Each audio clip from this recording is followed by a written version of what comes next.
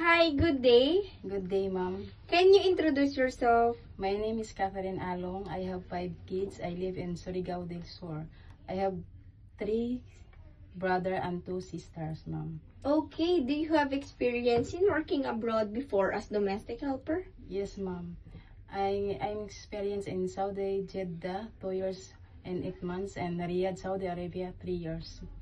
Okay, what are your main duties in your previous employer?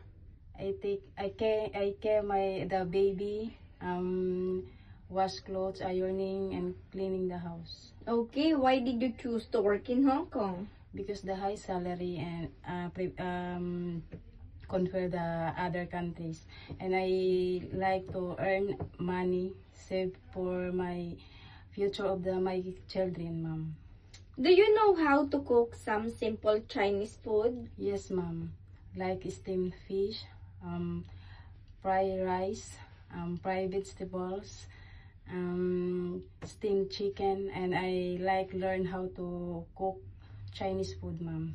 If your employer has a small baby and required to look after him while sleeping, how will you manage your housework? I see first the baby if she sleep good, and I see the baby if Okay, what can you teach to your employer's children? I teach good manners, writing, and sing nursery song, ma'am. What will you do if the baby has a fever?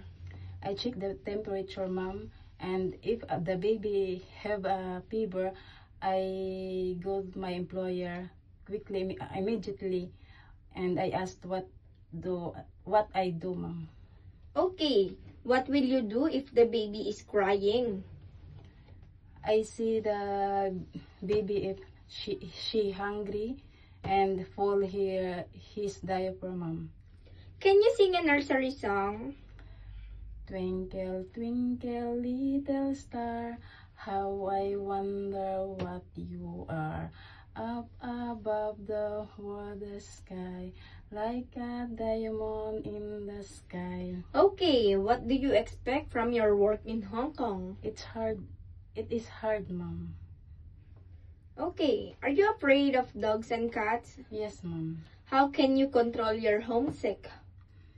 I make focus my work, ma'am, and I think my goal in my life.